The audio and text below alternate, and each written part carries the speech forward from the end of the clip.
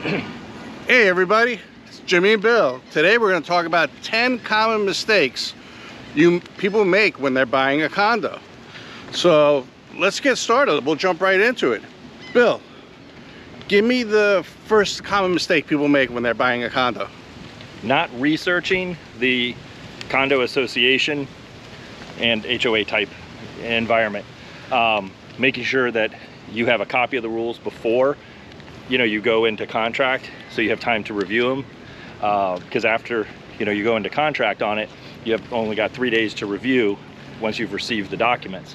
So who do you get the documents from? You go right to the association? Does a realtor get it for you? I heard that sometimes you have to pay for them. You do. Yep, sometimes you do have to pay for them. Okay. So if the association hasn't, they're not going to just provide them. Usually the owners have a portal that they can get them, and then the realtor should post them on to the MLS, and then they can be requested and sent off that way. I like to send them out so then I can, make sure that they get delivered. So that's definitely a really big thing that people miss, because they move in and they don't realize some of the rules. Like, give me a rule that people don't realize. No motorcycles in a lot of condos. No trucks in a lot of condos. There may be pets, no pets in condos. So those are the things that you really have to research for yourself. And don't just take the listing at face value. Not that anybody's trying to deceive anybody, but sometimes people just don't know. The seller may not know because they didn't have a motorcycle. Yeah. So how would they know that? So you've got to read those things and look into it. So that's definitely one mistake that you see all the time. Yeah, absolutely. Okay. All right, let me come up with one. Maintenance cost. Yep. So people don't pay a lot of attention, from what I'm noticing, to maintenance costs. They're like, oh, okay, it's $200 a month. But is it really $200 a month, or is it $200 a month for one particular fee? Like, maybe there's going to be a special assessment that you don't know about. Can you talk a little bit about maintenance fees? Yeah, so you've got your maintenance fees just in general. So what do they cover? That's what you want to look at. A lot of associations' maintenance fees cover the basics, on a case-by-case basis, but the structure itself, right. The insurance for the main structure of itself, because it's basically a community. So they're insuring everything common, all the outside walls. Right. You're going to get insurance typically just for drywall in on your contents. Okay. Is it like renter's insurance? No, there's a different plan for condos specifically, because it's a different type of insurance. It's like an additional coverage over what they call a master plan insurance. So basically, who should they talk to to find out if there's going to be a special assessment, or if that's how long the maintenance fees were that much, or are they planning to increase the maintenance fees? So you should also get a copy of this year's budget. You can also request the copy of the previous year's budgets and so on. You can do a written request for any upcoming assessments that have been voted on or that are on the books, that they're in the talks for, because you want to know what's coming down the pipeline, and you can email the property management company for those records. All right. And those they will turn over. All right, that's a really that's a huge one. That's a huge one. So do me a favor, if you guys are thinking about buying a condo, consider that one also really important. Now we're going to go on to number 3. Actually, before we go to number 3, was there something about government docs or governing docs? Yeah, so your governing docs, it kind of goes back to your condo association, HOA documents, covenants, and restrictions is what you're referring to.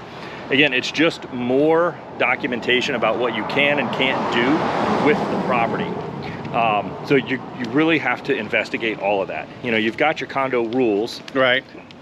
Then your governing docs. Now, people think of condos as high-rises a lot. Right. So when I'm talking condo and we're worried about governing docs, single-story units with 4 or more, 5 or more dwellings can be a condo association. It doesn't have to be a high-rise. True. And sometimes they do what's called a land lease. So you need to know about that. And True. That'll be in some of the governing docs and the rights. So covenants and restrictions. And how old is the land lease, and will it get renewed, and at what price? Because that's all looped into your maintenance fees. Oh, okay. That's a good one. All right, so now we'll go on to number 3. So number 3, inspection. you know, a lot of people are saying like, oh, I don't need an inspection because it's just a condo. But actually, I find a lot of problems in condos. You know, one of the things I find is, you know, the electrical panel is outdated, or something wrong with the electrical panel, or the water heat is, you know, leaking, or it's corrosion on the pipes, or what do you think? A lot of people are skipping inspections? Yeah. I totally understand things are getting expensive, and it's 200 here, 600 there, 1,000 here. It's all these extra little things that add up, but that's part of purchasing a house or a condo, just purchasing a property in general. You've got to get it inspected. Not only just because you need the, you know, since we're talking about condos, Yeah. you know, you're probably only going to need the 4-point. But if it is a single-story condo and you're responsible for your roof, then you're going to need, most likely, a wind mitigation as well, even though it's a condo. Yeah, what Bill is talking about with a 4-point has to do with Florida. In Florida, we do what's called a 4-point. It's an insurance inspection. It's like a light home inspection. We check out the air conditioning, the plumbing, the AC, you know, and the roof, stuff like that. So that's what Bill is talking about. It does not take the place at all. An actual home inspection. That's for insurance purposes only. And Right. they have their own criteria. When we're doing a home inspection, we're looking at the home to make sure it's what we call a due diligence period, for the times for you to figure out whether you like it. We're looking at the roof, we're looking at the structure, we're looking at whether or not your insurance rates are going to be too high. So there's a lot of things that are going on during that inspection period that you want to look at, including getting a full home inspection so that we know what is possibly a defect in the house or wrong, if there is anything, and there not always is, and there's always something. No house is perfect, Right. even brand new ones. Right, absolutely. So now we're gonna go on to number 4. Hey, do me a favor, if you guys like this kind of content, if you guys would consider subscribing, it'd be greatly appreciated. And hit the like button and the bell notification, so next time I upload a video, you'll get notified. Greatly appreciate it. All right, so let's go on to number 4, right? All right, Bill, give me number 4. So number 4 goes back to condo association finances. All right. Making sure, you're going to hear a term that's called making sure that they're fully funded. And what they're referring to, just be careful with that and really kind of dig into what fully funded means. But what they're referring to is their budget and their ability to pay for infrastructure upgrades, repairs, and maintenance. So we have what's called a milestone report that's starting to kind of come into law. So the engineers go in and they check everything, and what the law has done is it makes it a requirement for the condo association to have the reserves in place to pay for those repairs and not put them off. So this is like a Florida thing too, but explain what spurred this to happen. Well, we had that tragedy in Miami and had the condo collapse. Right. Now, obviously, it hasn't come out 100% on what caused it, but at the end of the day, something catastrophic happened. So now condos, and they believe, from what I understand from the news, is that it was maintenance, that one of the causes could have been maintenance related issues. So obviously they've enacted this law, and they're making sure that the condo associations are funded, and that's important. You should want the condo association funded. Think about it like this. You got to put a roof on your house. Right. You take a little loan out, you get the roof put on your house, no big deal. Well, now you have a condo and you have 200 roofs, you know? Right. Or you have a commercial roof, and Right. it's not $15,000, $20,000, $30,000 for your roof, depending on the size. You're talking $100,000, $200,000 for a roof. Right. So this is where you could have an assessment. And the assessment could be thousands of dollars. Yes, because they can either put it off, if the association can't afford it, you're paying it. So now let me just ask you a quick question. It also depends, that's a good time to find out about how old is the condo you're buying, how old's the building you're going into, or Absolutely. the structure going into, because the older ones are again hit with this much harder than the newer ones. Yeah, so and the reason is because, think about it, you've got more than just a You know, like the roof, you got to look at the fire pump, Yeah. the elevators. Yeah. You know, this is all infrastructure. That stuff doesn't last forever. Right. So those things have to get repaired and replaced. Piping, you know.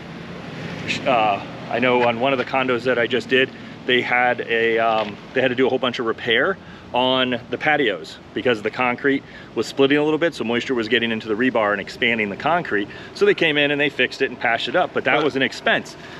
If the association is, and the management companies are putting the money away as part of your condo fees, you don't even know this, and it's not an issue. And it wasn't an issue for this particular condo I'm referring to because they had planned on this already. They knew, hey, in 20 years or so, we're going to have to do this. So quick question, so we get to number 5. How do you find this out? Again, you just look at the reserves. Just look at the reserves. Ask for the milestone report. Milestone report. If they give it, they don't all have them right now. That's the problem. So because they're not ready, they're not enforcing it until 25, I believe. Yeah, I think January 1st, 2025. All right, so let's go to number 5 mistake. Okay, number 5. I just did an inspection on a condo in Tampa, and it was a converted hotel. So they didn't have their own water heater in the unit. They had a boiler system. They had 3 different boilers in the whole place, and they have for cooling. They didn't have condensers. They had what's called a chilling system. Oh, totally commercial. Yeah, because it was a converted hotel. Interesting. Okay. All right, so you have a shared boiler for heat. That's fine. You know, you have a different kind of cooling system. That's fine, that the building takes care of. All cool. But since it was a hotel, I could hear the people next door. Literally, I thought they were in the same room as me. Yeah. And this condo was $400,000. It's a converted hotel, and it was 400 grand, and I could hear the people like they were standing right next to me. And I couldn't even believe it. And then after I did a little more research, they're like, yeah, this was a hotel and we converted it into a condo. What's your opinion? To me, that's a big mistake that people make buying that kind of place. Well, hopefully you viewed it when there's some people home next door so you can kind of see what's going on. You know, I've seen conversions like this in the past. Yeah. So you just kind of have to think a little bit, maybe, and listen a little bit more, spend a little more time in it if it's something that you're interested in purchasing. Yeah. You know, come at different times of the day, maybe do a second showing. And I say that because, you know, some of these conversions, they were done really well where they'll put a buffer between the walls. Well, this one didn't have it. Yeah, trust it was me. just wall to wall. They polished it and then they started selling. Yeah. So sometimes they'll put a buffer in and then you don't hear that, right, which is the right way to do things. So who knows? So yeah, just use caution with that one. So that's mistake number 5, that they don't realize what the building was before they're buying it as a condo. Right. So now we're going to go into mistake number 6. All right, Bill, give me number 6. Resale. Okay. Taking into consider the resale value, or where it is now and where it will be, and maybe how long you have to stay there. It kind of goes back to what we've discussed in the past. What are your intentions? How long are you going to be there? Is this something that you're going to be here for 4, 5, 6 years? Or are you looking at this as a second home, or is it long-term for you? Or you just don't know, and that's okay. But take into consideration why you're moving, number 1, and then the resale value of the property. You know, if you buy it super, super high and the market turns, you know, you might have to wait a little longer. I mean, are people, you know, I saw some stats, and I don't know if they're accurate, but they're saying that condo sales are down compared to single family homes, that some people are backing away from buying condos. Is that accurate information? To an extent. So they're comparing to where we were, you know, the past 2 years or so, you know, from when we were recording this. But let's go pre-2019. So condos, you know, the absorption rate wasn't that high, which means the amount of listings and how fast they came off the market. Right. And then as single family homes became more difficult to obtain, people started going to the condo side of things. And townhouses, I think, too, right? Yeah, I think they're still kind of, single family and townhouses are kind of looped into the same group. Okay. Statistics, anyway. So condos started becoming the hot commodity, which then drove those prices through the roof, supply and demand. Okay. So there's a condo building over in Clearwater that went from the average was, you know, 480 to 550, 560 was about the average sale in 2019. Now they're in the 8s. Right. You know, a couple years later, 2.5 years later, because they got bought out. So many, I can't tell you how many I showed in there. And that's what's driving that up. So yes, they are coming down a little bit, but typically there's not as many condo sales overall as there is for single family homes. So at the end of the day, consider how long you're gonna stay there to Yep. consider the value of if it's worthwhile to buy or not. Right. You know, and if you know, you might not be able to rent it out either. It kind of goes back to the rules. To the rules. Check those things out. All right, so that was number 6, right? Yeah, 6. All right. All right, so number 7. Okay, number 7. Here's a con. I'm going to go do an inspection at a condo building, and I can't find any visitor parking. Maybe 1 or 2 spots. Yeah. Visitor parking, and then the owners had only 1 spot. Yep. So I'm like, hey, where do I park? There's no spots. They're like, oh, you got to go find something in the streets and walk here. Now I'm doing an inspection. I need a ladder. I need my tools. I need everything. It's ridiculous. So if I was ever going to buy a condo again, I would be like, hey, how many parking spots and how many visitor spots are there? Yeah, a lot of times you only get 1 spot per unit. Sometimes you get 2. And then what happens is the visitor spots get filled up with the owner's second vehicle. Okay. You know, like 2 people live in a condo, you generally have 2 cars. So yeah, but get taken up sometimes, you know, so that's definitely something to look at is the, you know, because parking is going to be a premium at condos. Yeah, but that's a big con, because what if you have relatives coming on, you're like, oh yeah, please come visit me, but you have nowhere to park. Nowhere to park. Yep. You definitely have to take that into consideration, and then take a look around and, you know, see it. Now, you know, there's a condo on in Dunedin on Causeway Boulevard. Okay, that's near Tampa. Yep. All right, go ahead. And then the parking for the residents is a little tight, but they've got right across the street, and I'm talking, you know, 15 feet, 20 feet, there's tons of parking. So while on property parking is a little snug, the parking right across the street, like I said, 20 feet away is really not that big of a deal. So you have to just look at the parking. Yep. So that's a big con with condos. Yep. Con number 7 is parking. So give me so number 8. Number 8. Location. All right, let's talk about location. So just like with anything, you take, you know, location into consideration. Where's it at? How far to, if you travel a lot, how far to the airport? If you're going to work, how far? Some things can be 2 miles away from work, but if you're on like one of our barrier islands, it might take you 30 or 40 minutes just to get off the island, you know, depending on the time of day and where you're traveling to. So, but can there be a con for buying a regular single family home? Yeah, that's too? one of those, it's a con for everything, you know, just taking that into consideration. It's just for us, a majority of our condos are kind of stationed on more of the coastal areas, you know, or waterfront type areas is typically where most of our combos really are. All right, so it could definitely be a con, especially over here. Yeah. All right. And then, you know, take that into consideration for resale value as well. You know, right. Proximity to amenities plays a big part on both residential and condo sales. All right, I have number 9. Just thought of it. Privacy. So in a condo, at least the ones I've been inspecting, and I've been inspecting a lot of them, I'm going on the balcony to inspect it, and there's people to the right side of me, to the left side of me. Yep. And when you go out downstairs, there's people. I just don't feel like there's any privacy. I think that's a big con. Yeah, if you're used to living in a house, or, you know, not around a lot of people, or don't want to be around a lot of people, then, you know, that might not be the best choice. All right, so number 9 is privacy. Now we're gonna go to number 10, and we're gonna let Bill bring it in for number 10. Okay, so number 10, vertical element on condos that are 2 stories or more. Think about that for a second. You know, you get there, you get your groceries. If you've been living in a regular house or a one-story unit, you just grab your groceries, you walk to the car, you get another load, in, out, in, out.